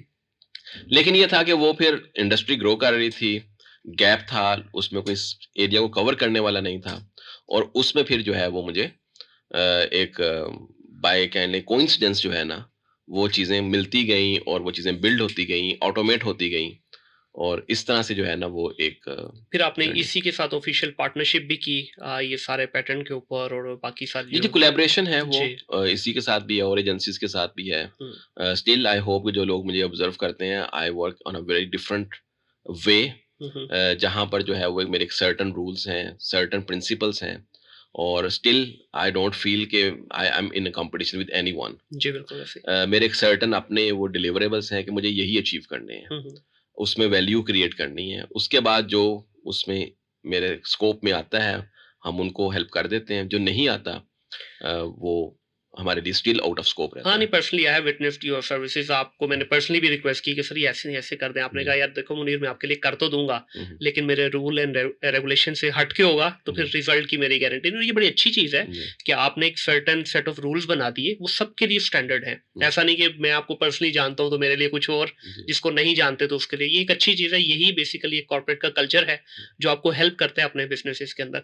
अच्छा, अब आते हैं थोड़ा-सा जो आज के हमारे बच्चे की तेज़ी है या आज के जो हमारे बच्चे के अंदर एक वो फड़फड़ाहट चल रही है सीखना नहीं चाहता बच्चा, हम्म, रातों रात उसको बस ये है कि घर के बाहर एक दरख्त लगा हुआ है, उसके ऊपर से डॉलर पाउंड यूरो गिरना शुरू हुआ। इसके ऊपर थोड़ा सा बताएं कि किस तरह से हम इन बच्चों की हेल्प कर सकते हैं कि जहाँ पे इनके अंदर थोड़ी स्टेबिलिटी आए। देखिए आपने अभी जो अपने पूरे करियर की बात की, कहीं पे भी मुझे ये रियलाइज नहीं हुआ कि आप बैकडोर से आए हैं, कहीं पे ये रियलाइज नहीं हुआ कि आपने बस रातों रात एक चीज को पकड़ा और ऊपर चले गए। एक स्टेबल आपकी लाइन जो है ना ड्रॉ हो रही है पूरे कैनवस के ऊपर, जिससे एक पता चलता है कि बंदा स्टेप बाय स्टेप अपने लैडर को ऊपर चढ़ता जा रहा है और सक्सेसफुल होता जा रहा है। बच्चे के लिए क्या कहना चाहेंगे आप? बच्चे के लिए ये कहना चाहूंगा कि देखें, इसमें बच्चे का कसूर नहीं है। मीडिया का दौर है, इंफॉर्मेशन जो बच्चे को मिल रही है, बच्चा उसके ऊपर एक्ट कर रहा है बेचारा। इमेच्योर बच्चा है, उसको स्क्रीनशॉट्स दिखाई जा रही हैं। अपना जो है वो मंजन बेचने के लिए, अपनी सर्विस, अपनी ट्रेनिंग बेचने के लिए फेक स्क्रीनशॉट्स लगाई जाती हैं। वो अब वो समझ बच्चा नहीं समझ रहा कि मैं रातों रात अमीर हो रहा हूँ। बच्चा ये समझ रहा है कि ये नॉर्म है। सही। हम इधर जो है वो 1 महीने की अमेज़न की ट्रेनिंग लेंगे, अगले महीने हम लाखों कमाएँगे। आप सही। जितने ऐड देखेंगे, उसमें भी यही कह रहे हैं। बिल्कुल। अभी कुछ लोगों ने रीइंस्टेटमेंट की ट्रेनिंग स्टार्ट कर ली, जी। ठीक है? अब मैं चूँकि उस फील्ड में हूँ, सब जो है फेक ड्रीम बेच रहे हैं। हम्म। फेक ड्रीम क्यों बेच रहे हैं? कि भई आप 1 माह में, 2 माह में किसी को स्किल दे ही नहीं सकते। बिल्कुल ऐसे ही है, हर केस डिफरेंट है दूसरे से। एग्ज़ैक्टली, ठीक है? अब ये है कि वो बच्चा उसमें जाकर बेचारा पैसे लगा देगा।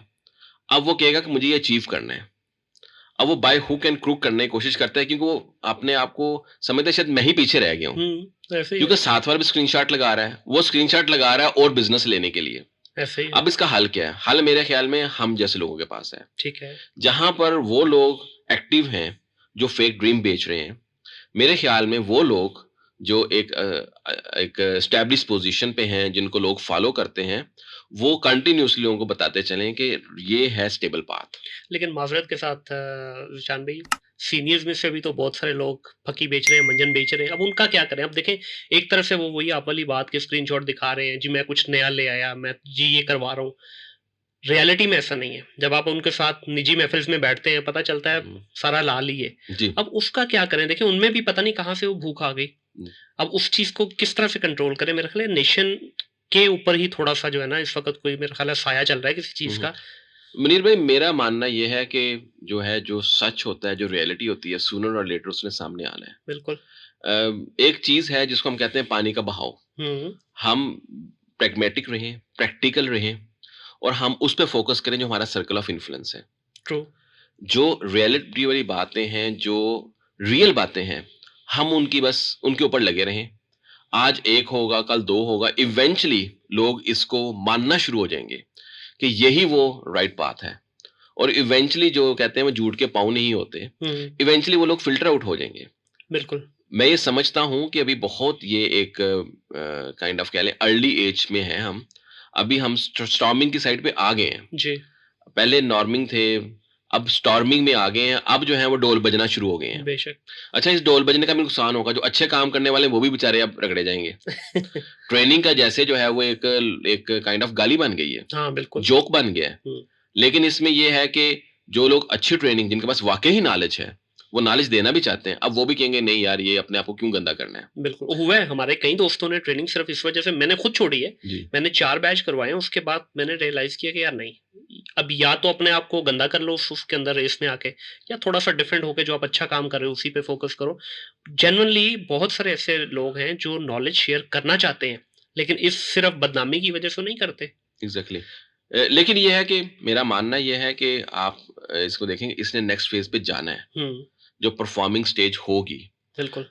बस ये है कि ये स्टॉर्मिंग इसमें ये है कि वो जो लोग जो इसमें पॉज़िटिवली कंट्रीब्यूट कर रहे हैं, उनको मैं यही रिक्वेस्ट करूँगा, आप करते रहें। बिल्कुल। आपकी फैन फॉलोइंग कम हो रही है, आप करते रहें। इवेंचुअली वन डे जो ट्रुथ है वो सरफेस पे आएगा ही आएगा। एग्रीड। और इसमें ये है कि मैं ये कहूँगा कि बहुत जो इस वक़्त एस्टेब्लिश अदारे हैं, उसमें मैं आप लोगों को भी थोड़ा-सा कहूँगा कि आप भी थोड़ा मार्जिन दें। जी। कि देखें, एक कोई भी अदारा होता है, कोई भी इंस्टीट्यूट है, परफेक्ट यहाँ पे कोई भी नहीं है। लोग भी जो है कहते हैं आइडियल की तलाश है हमें बस। ठीक है? आइडियल भई कहीं नहीं मिलता, मैं दुनिया घूम चुका हूँ, आइडियल कहीं नहीं होता। ऐसे ही है। हाँ, ये है कि इंटेंशनली कोई फ्रॉड ना कर रहा हो, बिल्कुल। इंटेंशनली कोई गलत बयानी ना कर रहा हो। हुँ। और अगर फिर भी जो है वो किसी की वजह से कोई काइंड ऑफ कह लें कि डिलीवरेबल में गलती, कोताही, कमी बेशी रह जाए, तो उसको फ्रेंडली वे में आप सॉर्ट आउट कर लें। जर्नी अभी देखिए, जर्नी है हमारी कितनी है सर, 2000 प्रैक्टिकली अगर मैं बोलूँ तो हमने स्टार्ट कब से किया है? 17-18 को तो निकाल दें, मैं कहता हूँ 19 को भी निकाल दें। 20 से एक्चुअली शुरू हुई गेम। तो जी। 3 साल की जर्नी में सर आप कितना का वंडर ले आएँगे? मेरे ख़्याल में शायद हम दुनिया की वो वाहिद ही ई-कॉमर्स की इंडस्ट्री होंगे कि जिसने 3 साल, 4 साल के अंदर इतना ज़्यादा एक्सपैंड किया और इतना अच्छे लेवल पे इस वक़्त सर्विसेज़ प्रोवाइड हो रही हैं। अच्छे-बुरे लोग हर जगह पे हैं। अब इस वक़्त पाकिस्तान के हम अगर फ्रीलांसर की बात करें, हमारा 9वाँ 10वाँ नंबर था। आज हम कहाँ बैठे हैं? तीसरे नंबर पे। दुनिया के तीसरे नंबर पे, जिसमें देखें हम इंडिया हमारे साथ है, चाइना है, फ़िलिपीन है और बहुत सारी यूरोपियन कंट्रीज़ में फ्रीलांसर हैं। तो ये कोई छोटी अचीवमेंट नहीं है मेरे ख़्याल जी, में। जी। इसमें मैं ये देखता हूँ कि ई-कॉमर्स इंडस्ट्री पाकिस्तान और ग्लोबल में कोविड के आने से वो डिस्ट्रप्शन का शिकार होगी। जी। वो एक स्टेबल पेस पे चल रही थी। अमेज़न जैसे एक ट्रिलियन डॉलर कंपनी, एक बिग डायनासोर है, वो खुद जो है वो उसके सारे प्रोसेसेस उलट-पुलट हो गए। ऐसे ही है। आप कोविड से पहले जी जो मर्ज़ी सामान एफबीए भिजवाएँ, जितना मर्ज़ी भिजवाएँ। हुँ। अमेज़न खुद बॉटलनेक का शिकार हुआ, जी। सप्लाई चेन बॉटलनेक का शिकार हुई। अच्छा, जो लोग जो हैं ऑनलाइन को फ्रॉड समझते थे, आप ये दराज़ की मार्केट ले लें पाकिस्तान में। बहुत से ऐसे लोग थे जिन्होंने फर्स्ट टाइम बाइंग स्टार्ट की जब कोविड आया, मजबूरन थी। एग्रीड। ठीक है? तो ये जो है ना वो इतनी वो काइंड ऑफ कह लें कि फेस चेंज हुआ है ना, कि दुनिया शट डाउन होके ओपन हुई है और उसमें हुँ। भी ऑनलाइन मार्केट का शेयर अजीबो-गरीब से हुआ है। हुँ। उसमें क्या हुआ है, हर कोई जो है वो परेशान हो गया। परेशान इन द सेंस कि जो प्रोसेसेस एक स्पीड से बने हुए थे वो सब के खत्म हो गए। बिल्कुल, बैंडविड्थ का इश्यू बहुत बड़ा है सबको। जी, जी। तो अब ये है कि अब स्टेबल हो रही है। अब वो कोविड से दुनिया निकल आई है। सही पूरी है। दुनिया ही निकल आई है। पाकिस्तान नहीं निकला। अब ऐसे ही इकोनॉमी है। की सिचुएशन देखें, पूरी दुनिया ही कोविड से निकली है। तो वो ट्रू। जो इतना 2 साल चिल किया है, या एक डिफरेंट नोड पे दुनिया चलती रही है, अब उसके कॉन्सिक्वेंसेस भी हमें सामने नज़र आ रहे हैं। जी। तो I think it will take time. जो लोग अच्छा काम कर रहे हैं, वो करते रहें। 6 महीने, साल, डेढ़ साल इसकी गेम है। उसके बाद ये इंडस्ट्री मैच्योरिटी की तरफ जाएगी। ट्रू। इस वक़्त जो सबसे बड़ा एक और गैप है, ये है कि हमारे कोई लेजिस्लेशन नहीं है। हुँ। अब इसके ऊपर बात होना शुरू हुई है। आई होप कि ये आगे चले। इसमें गवर्नमेंट जो है वो सरपरस्ती करे, या कोई ऐसी जो है वो यूनियंस बने जो कहे कि हम इसको प्रोटेक्ट करेंगे। जी। फॉर एग्ज़ाम्पल अगर ड्रॉप शिपिंग की बात करें, उसमें कुछ लोग कहते हैं जी कि कुछ लोग जो हैं वो इल्लीगल वेज़ से या अनएथिकल वे से भी जो है वो उस बिज़नेस को कर रहे हैं या सिखा रहे हैं। जी। तो कोई बॉडी उसको स्टॉप कर दे। ट्रू। ठीक है? अभी ऐसा कुछ नहीं है। जिसने जो दिल किया वो शुरू हो गए। ऐसे ही है। तो ये अब फ़ेज़ है, इस फ़ेज़ में ये चीज़ें होंगी। तो जैसे ही हमारे ये चीज़ें मैच्योरिटी की तरफ जाएँगी, तो आई होप कि फिर ये हम एक और नई जो है वो ग्रोथ पाथ पे चल अच्छा, पड़ेंगे। इसमें मैं समझता हूँ कि 2 चीज़ों पे काम होने वाला है। एक, जो आपने बात की कि हमें गवर्नमेंट लेवल पे या कोई भी प्राइवेट लेवल पे एक ऐसी बॉडी होनी चाहिए जो रूल एंड रेगुलेशन बनाए कि किस तरह से हम इस इंडस्ट्री को आगे लेके चलेंगे। दूसरा, मैं जो समझता हूँ, जिस पे आपने भी रिसेंटली आवाज़ उठाना शुरू की, सनी भाई ने इसके ऊपर जो है आई थिंक सो ऑफ़िशियली उन्होंने 2-3 दफ़ा इस पे पोस्ट भी की है, वो है प्रोजेक्ट मैनेजमेंट या how to organise as a agency, as a freelancer. ये एक बहुत बड़ा गैप था, क्योंकि देखिए अभी बच्चों के पास एक्सपीरियंस तो था नहीं। चंद एक ही हम लोग हैं जिनके पास समझ लें कि अपनी कॉर्पोरेट सेक्टर का एक्सपीरियंस है या जिनके पास बिज़नेस का एक्सपीरियंस है। बाकी तो 24-25 साल का बच्चा है, अभी उसने अपनी डिग्री ख़त्म की है, अब वो एजेंसी ओनर बन गया है। अब उसके लिए सबसे बड़ा आगे जो इश्यू आ रहा है कि किस तरह एक स्टेज से अगली स्टेज, अगली से तीसरी स्टेज पे जाना है। तो उसके लिए आपने भी काफ़ी एफर्ट अभी शुरू किया, आई थिंक सो आपने हुँ। कोई कोलैबोरेशन भी की है इसी के साथ इस पे? नहीं, अभी ख़ैर वो चीज़ें तो चलती ही रहती हैं, लेकिन उसमें मैं को आपको बताता हूँ जो मैं ऑब्ज़र्व करता हूँ। जी। लोगों ने एजेंसी बनाई क्यों? हुँ, हुँ। ये बड़ा इंटरेस्टिंग है। वो एजेंसी बनाते हैं, वो कहते हैं जी पहले हम खुद काम करेंगे, हुँ। उसके बाद हमने अय्याशी करनी है। सही। हम लोगों को रख लेंगे, हमारे हिस्से का काम वो करेंगे, हम फिर पार्टी करेंगे। पार्टी करेंगे। वो एक कहने का मतलब ये है कि बड़ी गलत किस्म की जो है ना वो अंडरस्टैंडिंग ही बिल्ड अप हो गई। हुँ। ऐसे नहीं होता कि आप लोग हायर करें और वो आपके लिए काम कर दें। अच्छा, कुछ लोगों ने क्या किया कि हम आउटसोर्स कर देंगे। सही। हमें जो है वो 2 लोग चाहने लग गए, 2 लोग हम पे ट्रस्ट करना शुरू हो गए। हम काम पकड़ेंगे और किसी भी बच्चे को दे देंगे। काम बिल्कुल। वो कर देगा, हम इधर से पैसे लेंगे, अपना कट लिया आगे। हुँ। ये फंडामेंटली रॉन्ग है। ट्रू। फंडामेंटली खराब हो गए। 100% एग्रीड। ठीक है? जब आप एजेंसी ग्रो करने शुरू होते हैं, आपकी तो जर्नी एक नया शुरू हो जाता है और वो ज़्यादा कॉम्प्लेक्स है। जी, बिल्कुल। Being specialist one man company, one man army बहुत आसान काम है। ऐसे ही है। जब आप जो हैं वो एजेंसी ओनर बन जाते हैं ना, आप तो एक बहुत कॉम्प्लेक्स, हाँ रिवॉर्डिंग है इसलिए कॉम्प्लेक्स है, तो किसी ने उसका वो सीखा ही नहीं कि इसके फंडामेंटल्स क्या हैं। मेजॉरिटी वो लोग हैं जिन्होंने कभी पहले बिजनेस किया ही नहीं था। प्रोजेक्ट मैनेजमेंट तो एक इसका हिस्सा है। बिल्कुल। इसमें यह है कि हम लोग ऑनर बनना चाहते हैं लेकिन जो है वो मार्केटिंग भी हम भी कर रहे हैं। ऐसे ही है। हम जो है वो ऑनर बनना चाहते हैं लेकिन हमें यही नहीं पता कि बोर्ड रूम होता क्या है, डिसीजंस क्या होते हैं, डिसीजंस ले ही नहीं पा रहे। डिसीजन या तो नीचे वाला ट्रेनी ले रहा है या लिए ही नहीं जा रहे। क्योंकि मैं तो इंटरेक्ट करता रहता हूँ ना, जी। तो मैं हमेशा पूछता हूँ डिसीजन मेकर कौन है। पहले तो ये बड़ा सरप्राइजिंग है, ये क्या सवाल हुआ। फिर वो बेचारा जो बच्चा आया हुआ होता है कहता है मैं ही हूँ। सही। मैं कहता हूँ सुभान अल्लाह, इधर आप जो है ना टीम से कहता हूँ ख्याल रखिएगा बस आप। हाँ। ठीक है। तो एनीवे प्रोजेक्ट मैनेजमेंट एक लीवरेज है लेकिन मेरे ख्याल में ये एक पूरा फ्रेमवर्क चाहिए। इसकी मिसाल ऐसे ही है, अगर आप बहुत अच्छे शेफ है ना, इसका मतलब ये नहीं कि अब आप रेस्टोरेंट भी चला लेंगे। बहुत प्यारी एग्जांपल आपने दी है। आप बहुत अच्छे पायलट हैं, आप बहुत अच्छे एयरक्राफ्ट इंजीनियर हैं, आप जरूरी नहीं कि आप एक एयरलाइन या एक जो है वो एविएशन बिजनेस स्टार्ट कर सकते हैं। उसके लिए आपको बहुत सी स्किल्स चाहिए होती हैं, बहुत सी आपको डिसीजंस चाहिए होते हैं, बहुत बड़े स्केल पे काम करना। मैं समझता हूँ प्रोजेक्ट मैनेजमेंट इस मसले को हल करेगा लेकिन ये 20-30% हल करेगा। बिल्कुल। मैं ये समझता हूँ कि जो, और ये बड़ा इंपॉर्टेंट मैसेज है, जो एजेंसी ओनर्स हैं आप प्लीज समझें कि आप स्टेज 0 पे आ गए हैं। क्योंकि मैं समझता हूँ कि आपके पास 1000, 2000, 3000 डॉलर आना शुरू हो जाता है ना, आप इंटेलेक्ट बन जाते हैं, आइंस्टाइन बन जाते हैं। हाँ, ऐसे ही बहुत है। अच्छी बात है, करें नॉलेज शेयर। लेकिन देखिए आपका ये पैसे सीईओ की वजह से नहीं आ रहे। हाँ। इस विकास के आप किसी एरिया में स्पेशलिस्ट थे, आप पीपीसी स्पेशलिस्ट थे, आप लॉन्च स्पेशलिस्ट थे, आप इन चीजों में थे। अब आपने सीईओ में आपकी गर्दन में सरिया नहीं आना चाहिए। मैंने बहुत से दोस्तों से बात की, मैंने कहा यार इनको कौन सिखाएगा, कहते हैं जी कि वो सरिया खत्म होने का नाम नहीं लेता, और ज्यादा मोटा होता जा रहा है। वो कहते हैं हम क्यों जाएंगे ट्रेनिंग में। प्रॉब्लम ये है आप ना जाएं भाई, आप ना जाएं, लेकिन ये रियलाइज जरूर कर लें कि जो आपकी सक्सेस है अभी तक वो एज अ सीईओ नहीं है। आप जेफ की मिसाल ले, एलोन की ले, बल्कि ब्रेंडन यंग को काफी लोग फॉलो करते हैं, आप उसकी पोस्ट पढ़ें। वो अभी जो है वो एक साइड बिजनेस में आ रहा है, डाटा डाइव और ये वाले सॉफ्टवेयर। सीईओ कोचिंग ली है उसने, $1 लाख का उसने मेंशन किया हुआ है। बिल्कुल। सीईओ कोचिंग एक पूरी एस्टैब्लिश फील्ड है। यहाँ पे सीईओ को कहा मैं आपको $1000 दूं। शान भाई इसमें देखें आपने यंग उसकी ब्रेंडन की बात की, वो अपनी बीवी को साथ बैठा के जो चीजें उसको नहीं आती उसको लाइव उसमें सेशंस में पूछ रहा होता है, ये कैसे होगा, ये कैसे होगा। हमारा सीईओ तो बोलेगा अच्छा अब मैं पूछूंगा किसी से। ये जो मैं वाला वर्ड है ना, मेरा ख्याल है ये निकलना बहुत जरूरी है। मैं का वर्ड और दूसरा ये रियलाइजेशन, क्योंकि काफी ऐसे लोग हैं जो जिनमें मैं नहीं है लेकिन उनको रियलाइजेशन नहीं है कि व्हाट दे डोंट नो। ये है मेन प्रॉब्लम। वो उनको ये मैसेज है कि आपकी जो सक्सेस है वो एज अ स्पेशलिस्ट है। Being specialist does not mean कि आप जो हैं वो स्ट्रॉन्ग सीईओ भी बन गए हैं। बिल्कुल।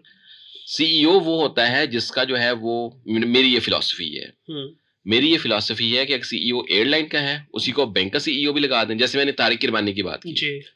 मेरे ख्याल में he was a very strong leader. वो पीएसओ में था, पीएसओ के बाद जो है वो पीआईए में आ गया। एक ऑयल मार्केटिंग कंपनी है, दूसरी एविएशन की है। सेम सीईओ क्यों काम करता है, इसलिए काम करता है कि उसकी एक सर्टेन स्किल है, उसका नीचे वाली स्किल से लेना देना कुछ नहीं है। ऐसे ही है। यहाँ पर जो है वो सीईओ कह रहा है कि मैं पीपीसी में ही देख लेता हूँ। दैट इज फाइन, छोटी कंपनीज में होता है ऐसा, लेकिन एट द सेम टाइम वो बेचारा पीपीसी देख रहा है, सही। सीईओ ऑफिस खाली पड़ा हुआ है। सो आपका कहने का मकसद ये है कि you need to basically hire right people, you need to take right decision, you got to deal with lot of things. ये एक सीईओ का काम होता है। सीईओ का ये नहीं है कि वो छोटी मोटी चिंगी पिंगी चीजों के अंदर अपना टाइम वेस्ट करे। Exactly. तो सीईओ ऑफिस बेसिकली एम्प्टी भी इसी वजह से है। शायद मैं इसमें ये भी समझता हूँ थोड़ा सा हमें यहाँ पे भी मार्जिन देना होगा फॉर कपल ऑफ ईयर्स, क्योंकि अभी इस इंडस्ट्री की एज बड़ी कम है और लकीली या अनलकीली इसके अंदर जितने भी रिसोर्सेज आ रहे हैं वो सारे बहुत यंग हैं। तो मेरे ख्याल में थोड़ा सा इनको रगड़ा लगना चाहिए। बिल्कुल लगना चाहिए ताकि उससे रियलाइजेशन होगी। लेकिन मैं ये मैसेज जरूर देना चाहता हूँ कि देखें जिस तरह से आपको अमेज़न का नहीं पता था, आपने वो सीखा, बिल्कुल उसमें फिर आप क्या हुआ है, छोटे बन के काम किया, कहते फ्री में काम करवाएं। मेजॉरिटी का जर्नी यही है। जो सीईओज हैं उनको एक कॉन्स्टेंट जर्नी की जरूरत है। ठीक है। वो जर्नी उनकी जरूरी नहीं कि उन्होंने किसी ट्रेनिंग कोर्स में बैठना है। ऑफ कोर्स मैं अगर आपको अपनी मिसाल दूं, मैंने इस साल में 3 सर्टिफिकेशंस की हैं। जी, ठीक है। चेंज मैनेजमेंट की, आईटीएल की, इसके अलावा 1-2 और जो लर्निंग्स की हैं। ये एक कंटिन्यूस लर्निंग है। सीईओज़ की भी लर्निंग हमेशा रहती है। इसके अलावा एक चीज़ है कोच। कोच का जो कॉन्सेप्ट है पाकिस्तान में, कराची में कोचिंग सेंटर कहते हैं ट्यूशन सेंटर को। कोच वो होता है जो आपको इंस्पायर करता है। फॉर एग्जांपल एक कोई टेनिस का प्लेयर है, ठीक है। उसका भी कोच होता है। बिल्कुल। वो दुनिया का टॉप स्टार है। आप उसके कोच हो कि आप मैच जीत को दिखाओ, वो जीत कर दिखाएगा नहीं। कभी भी नहीं। कोच का क्या काम है? कोच आपको हेल्प करता है टू आइडेंटिफाई कि आपकी मिस्टेक्स कहाँ पे हैं, और आप इतने क्वालिफाइड होते हैं कि आप अपने सोल्यूशन खुद ढूंढते हैं। बिल्कुल। कोचिंग इटसेल्फ एक जो है वो डिस्टिंक्टिव है, और कोचिंग के ऊपर अलग से ट्रेनिंग्स हैं। बिल्कुल। सीईओज जो हैं अच्छे कोच होने चाहिए। पहले खुद तो सीख लें वैसे, लेकिन ये है कि कोचिंग एक पूरा डिसिप्लिन है, ये ट्रेनिंग नहीं है जी। कोच, अच्छा कोच अगर होगा एक सीईओ तो अपनी टीम को डेवलप कर सकेगा। बिल्कुल ऐसे ही। लोग ये सवाल पूछते हैं आकर एक व्हाट्सएप मैसेज में, फेसबुक के मैसेंजर में, इससे नहीं मसले हल होने वाले। आपको वो लोग जो एस्टेब्लिश्ड हैं, जिनके 15-20 साल के एक्सपीरियंसेस हैं, वो लोग नहीं जिनका 1-2 साल का एजेंसी का एक्सपीरियंस है। वो बहुत अच्छा काम कर रहे हैं, उनके पास बहुत नॉलेज है, मैं ये नहीं कह रहा कि किसी को, लेकिन ये है कि हर किसी का एक लेवल है। बिल्कुल। आप जो हैं वो बाज़ दफ़ा 1 साल के 2 साल के एक्सपीरियंस वालों से कहते हैं नहीं इन्हें भी कुछ नहीं आता, या मुझे मैनेजमेंट आती है, जितनी इसको आती है उतनी तो मुझे आ गई है। सही। भैया आप दुनिया के टॉप सीईओज को फॉलो करें, टॉप कोचेस को फॉलो करें, यू विल सी कि व्हाट यू डोंट नो।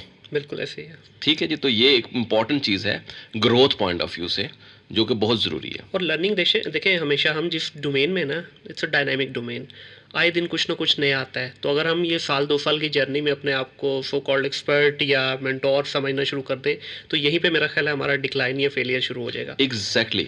और यहाँ पर मैं समझता हूँ कि आपको अपना रोल भी देखना है।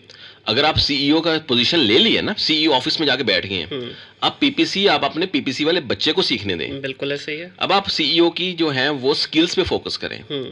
अगर आपने मैनेजमेंट प्रोजेक्ट मैनेजर की पोजीशन ले ली है, अब आप प्रोजेक्ट मैनेजमेंट को फोकस करें। ट्रू।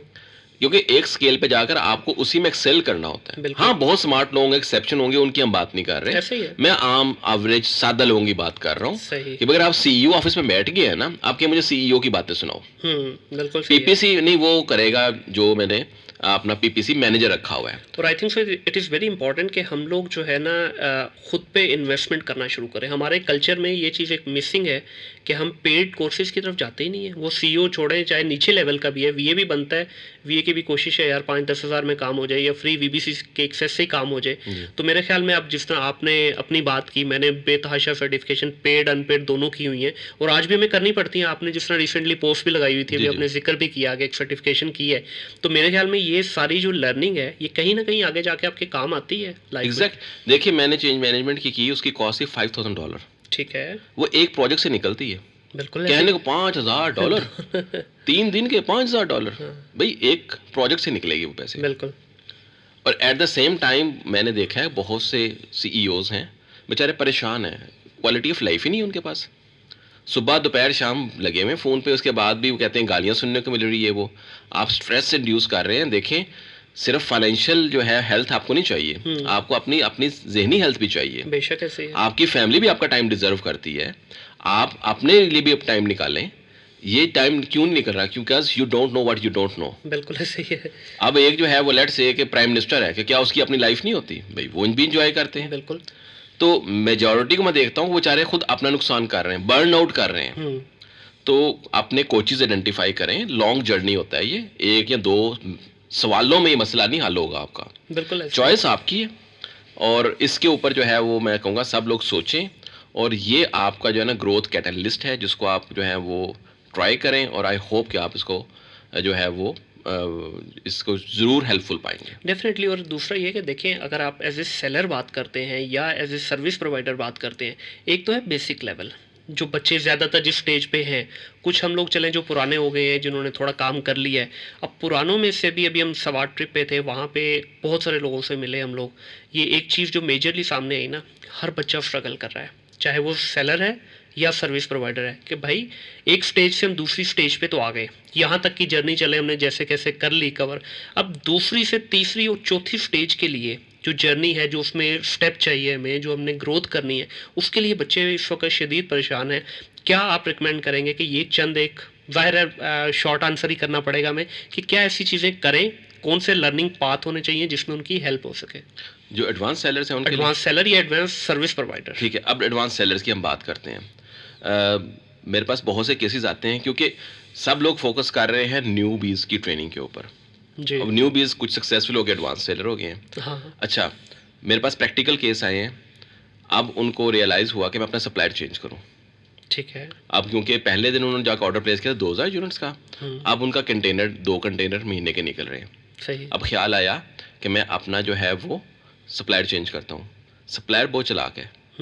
वो क्या किया, उसने उसका पेटेंट भी ले लिया, ट्रेडमार्क भी ले लिया। कहता जाओ कर लो। इस ट्रेडमार्क पे किसी चाइनीज़ की और सप्लायर से आप लोगे, हम आपको लेने नहीं देंगे। बिल्कुल।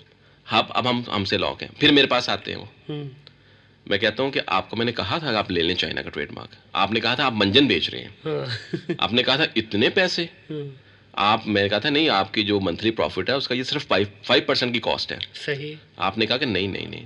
तो मुख्तसर जवाब ये दूंगा, देखें, जब मैं एक छोटे स्केल पे होता हूँ, टाट वाले स्कूल में जाता हूँ, मेरे घर में 1000 रुपये वर्थ की चीज़ें पड़ी हुई होती हैं। मुझे एक्सपेंसिव लॉक्स लगाने की ज़रूरत नहीं होती। बिल्कुल। लेकिन जब मैं जो है वो एक एक्सपेंसिव हो जाता हूँ, तो अब जो है वो चोर चुक्के सारे मेरे ऊपर आ रहे हैं। सप्लायर भी चोर चक्का हो जाएगा। बिल्कुल ऐसे ही है। तो मैं ये कहूँगा कि आप अपनी लर्निंग स्टॉप ना करें।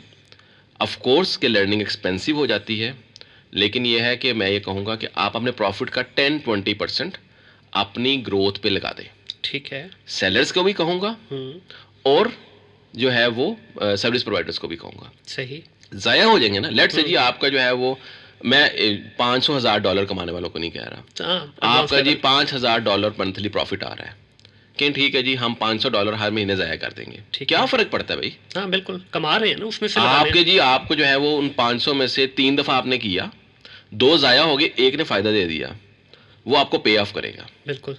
तो ये मैं कहूँगा कि आप एक मुख्तसर जवाब में, कि जब आप बड़े सेलर होते हैं, चोर चक्के ज़्यादा हो जाते हैं, आप ज़्यादा टारगेट का निशाना बनते हैं, मार्केट वही है। बिल्कुल। इसलिए आप अपनी लर्निंग को रखें, और जो लोग आपको गाइड करेंगे ना, वो आपको आके फेसबुक पे नहीं बता रहे मुझसे मंजन ले लो, मुझसे मंजन ले लो। आपने उनको बस ढूंढ के जाना है, उन एक्सपर्ट्स को ढूंढने, लॉयर्स को ढूंढने, पीपीसी अगर बात करें पीपीसी एक्सपर्ट्स को ढूंढें, क्योंकि वो सब लोग बिजी हैं अपनी अपनी लाइफ में। बेशक ऐसे ही है। उनको ज़रूरत नहीं है आपको बचाना है, आपने बचना है। और आपने जैसे वो स्वाद का जिक्र किया, इसी तरह मैं कहता हूँ एडवांस सेलर्स के अपने नेटवर्क ग्रुप्स होने चाहिए जी। वो आपस में इस चीज़ को डिस्कस करें, क्योंकि उनके प्रॉब्लम फिर उस सर्कल में रहेंगे। हाँ बिल्कुल। वो फेसबुक पे आकर, आप जो हमारे ग्रुप्स हैं उसमें थोड़ी किसी एडवांस सेलर का कभी को आपने मसला सुना है? नहीं तो ये क्या मुमकिन हो सकता है उनके मसले ही नहीं होते?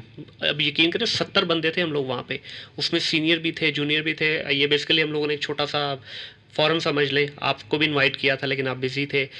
ई कॉमर्स एलुमनाई नेटवर्क के नाम से हम लोगों ने बनाया, तो उसके अंदर जो हमने क्राइटेरिया रखा था जाने का, 250 एप्लीकेशन आई थी हमें। अब सबको तो नहीं लेके जा सकते थे, हमने क्राइटेरिया रखा था कि मिनिमम जिसको 2 साल हुए हैं सेलिंग करते हुए वो जा सकता है। अब 2 साल का मतलब है क्वाइट मैच्योर सेलर्स। यकीन करें वहाँ पे लोगों की ऐसे ऐसे मसले और ऐसी ऐसी परेशानियाँ सामने आई कि हम कहते हैं यार ये भी होता है। तो और वो सारे इस चीज़ पे अभी फोर्स कर रहे हैं कि यार ये रेगुलर हमारे मीटअप्स होने चाहिए ताकि आपस में इन प्रॉब्लम्स का हल निकले। अब 70 लोगों के में से अगर 10 के भी किसी के मसले हैं, वो 70 लोगों को सुनने में मिल रहे हैं। एग्जैक्टली। ठीक है, तो मेरा ख्याल है ये लर्निंग का प्रोसेस कभी भी रुकना नहीं चाहिए, और यही एक वो वाहिद चीज़ है जो आपको थोड़ा डिस्टिंग्विश करेगी मार्केट से भी और नेक्स्ट लेवल पे। अब देखिए, अब हम बात कर रहे हैं गोरों पे। पहले क्या था, VBCG अनेबलर का कोर्स था, 1-2 और लोगों का, या लोकल जितने भी थे। अब क्या हो रहा है, अब बच्चे जो हैं वो नेक्स्ट लेवल पे जा रहे हैं गोरों के। ब्रेंडन के अंदर इस वक्त सबसे ज़्यादा जो पार्टिसिपेशन है वो हमारी है। इस वक्त आपकी हीलियम के ग्रुप के अंदर सबसे ज़्यादा पार्टिसिपेशन हमारी है, और जितने बड़े बड़े ग्रुप्स हैं उनमें सबसे ज़्यादा पार्टिसिपेशन इस वक्त पाकिस्तानी बच्चों की है। अब डेटा टाइप की आप बात कर रहे हैं, he is charging I think so 150 per month, we are paying. ठीक है, मैक्सिमम एजेंसीज वो पे कर रही हैं, एडवांस लेवल के टूल्स बाय कर रही हैं, उन पे इन्वेस्टमेंट हो रही है, और कहीं ना कहीं ये पे बैक करता है। अब पूरे महीने में अगर आप 2 या 3 प्रोडक्ट के ऊपर भी डेटा अगर चेक कर लें डेटा डाइव पे, तो मेरा ख्याल है आपके वो $150 जो हैं वो पार हो जाते हैं। अब आपके साथ मेरी एक डिस्कशन हो रही थी प्रोडक्ट को लेके, अब वो सेलर ने देखे हमें जो पेटेंट की वो भेजी थी, अब वो बनता ही नहीं था उस प्रोडक्ट पे पेटेंट, लेकिन उस वक्त अगर हमने को थोड़ा सा सोच लिया होता तो आज $60,000 हमारा स्टेक पे ना होता। ठीक है, तो इस तरह के बहुत सारे मसले मसाइल है। मेरा ख्याल है ये एडवांस लेवल की लर्निंग की वजह से ही हमारे हल हो सकते हैं। एग्जैक्टली मुनीर भाई, अब इसमें यही है ना कि देखें, अगर वो हम पहले डिस्कस करते, मैं कहता हूँ मुनीर भाई आपका $60,000 स्टेक पे जाएगा, जी वो जब तक आप मेरे पे ट्रस्ट नहीं करेंगे, आप मेरी बात पे यकीन नहीं करेंगे। बिल्कुल। नेचुरल ना, मैं भी वैसा ही हूँ। तो इसमें यह है कि जो आपने बात की कि लर्निंग प्रोसेस रुकना नहीं चाहिए, लेकिन मैं समझता हूँ कि हमारे इस्टेब्लिश फोरम्स जो है उनका फुकदान है। बिल्कुल हमारे पास ऐसे नेटवर्क्स होने चाहिए जो कि जो है, हम हर बंदा 7 फिगर तो वैसे बना हुआ है पाकिस्तान में, लेकिन 7 फिगर का कोई फोरम बन जाए, हाँ आ बिल्कुल, जाएं सारे 7 फिगर वाले, आ जाएं सबके 7 फिगर असल फिगर वाले के। पता चल जाएंगे ना। एग्जैक्टली उसके बाद 7 फिगर वाला आप लाइफ को थोड़ा चिल करना चाहता है, वो कहता है कि लीगल मसला है वो लॉयर से बात कर लें, वो पेटेंट का मसला है फलां बंदे से बात कर लें, पीपीसी का मसला है फलां से बात कर लें, कोई बात नहीं, वो मेरी खाल उतार लेने दें, जो कमा रहे हैं उसी में से खाल उतर रही है ना। बिल्कुल। लेकिन ये कि this is what people do. अब कोई इसको बिलीव करे ना करे, वो अब इंडिविजुअल डिसीजंस होंगे। ऐसे ही मेच्योरिटी आएगी इंशाल्लाह। आप यकीन करें कि हमारे पास जब कोई भी लॉन्च करवाने के लिए इन्वेस्टर आता है ना, जब उसको हम ये मिसलिनियस एक्सपेंसेस बताते हैं ना, ये आप लोगों के जितने पेटेंट से रिलेटेड हैं या ब्रांड के रजिस्ट्रेशन से रिलेटेड है, ट्रेडमार्क है, वो एकदम इतने ज़्यादा पैसे क्यों लगाने हैं। अब वो इमेजेस पे जब उसको कहते हैं ना यार 200 में भी हो जाएंगी और 1000 में भी होंगे, नहीं 200 वाली ही करा लो, तो ये मेच्योरिटी आहिस्ता आहिस्ता आएगी। अब कुछ सेलर हमारे पास इन्वेस्टर ऐसे भी आने लगे हैं, वो कहते हैं यार नहीं मुझे ब्रांड बनाना है, मुझे वो चिंगी पिंगी काम नहीं करना, मुझे $50 की इमेज नहीं चाहिए, मुझे $10 वाला पेटेंट चेक नहीं करवाना। वो बल्कि नाम भी लेते हैं, मुझे जी ईशान भाई से पेटेंट चेक करवा के दें। उनको पहले से पता है हाँ अच्छा 10 दिन लगेंगे, कोई बात नहीं, रिपोर्ट जो है ऑथेंटिक होगी। तो ये मेच्योरिटी आ रही है। लास्ट में ईशान भाई आपसे ये पूछना चाहूँगा, ये मैं अपने हर गेस्ट से सवाल करता हूँ, how do you see Pakistan in 2025 from digital perspective? ये मेरे ख्याल में जो है वो मच बेटर होगा। मैं होप करता हूँ, मैं होप ही कह सकता हूँ, मैं ये नहीं कहता विजन हूँ, कि तब तक जो है ये एक इस्टेब्लिश इंडस्ट्री की शक्ल बन चुका होगा, इंशाल्लाह। जैसे बाकी इंडस्ट्री में एक जो है वो प्रॉपर एक लेजिस्लेशन होते हैं, प्रॉपर एक जो है फ्रेम्स बन चुके होते हैं, जिसमें जो है वो काइंड ऑफ कह लें कि वो जैसे एक्सपोर्ट एसोसिएशन है, हाँ जी या इस टाइप के जो अदारे बने हुए होते हैं, या अगर वो नहीं भी हैं तो मैं कहूँगा कि बनना चाहिए। बिल्कुल। ये चीज़ जो है इसको नेक्स्ट लेवल पे लेके जाएगा। हम चूँकि बाकी सब चीज़ों पे सफ़र कर रहे हैं, इस वक्त पूरी जो यूथ है वो उसका फोकस इस पे आ गया है। जब फोकस इस पे आएगा तो आई एम श्योर कि इसके अंदर से अब जो है वो हमें सक्सेस स्टोरीज मिलेंगी। बिल्कुल ऐसे है। तीसरा जो है वो चीज़ ये है कि अभी जो एक नेक्स्ट फेज शिफ्ट आ रहा है ना, अभी बहुत इस्टेब्लिश एजेंसीज आ गई हैं, लेकिन मेजॉरिटी एजेंसीज हैं they are locked at a Pakistan level.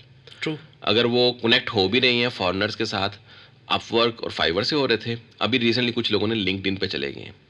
लेकिन बात यह है कि मैं चाहता हूं कि ये लोग अपने ऑफिसेज भी बाहर खोलें, सफ़र करें, क्योंकि to be honest with all the due respect, when we don't know we don't know, तो मैं ये तो बहुत है। रिस्पेक्टफुल वे में बात कर रहा हूँ, क्योंकि एक चीज़ को रियलाइज़ करवाना ज़रूरी होता है।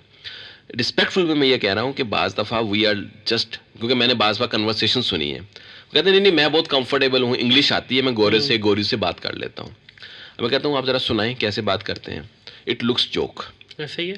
ठीक है, वो उसको बता रहे होते हैं जी ओके मैं भी कैलिफोर्निया में हूँ, यहाँ पर ये वेदर है, वो इस तरह से कर रहा होता है कि वो लग रहा होता है आप झूठ बोल रहे हैं। हाँ फेकिंग आउट। लेकिन ये है कि वो कहते हैं कोई बात नहीं यार हमें पता है, ये हमारी अनफॉर्चुनेट वो है।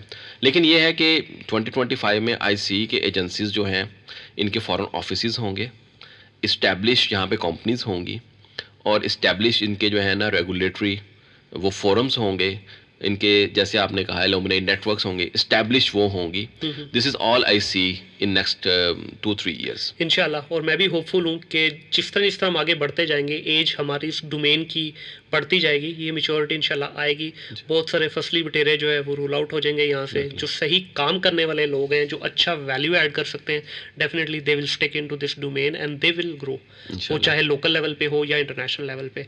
ईशान भाई बहुत शुक्रिया आपका पॉडकास्ट का हिस्सा बनने के लिए।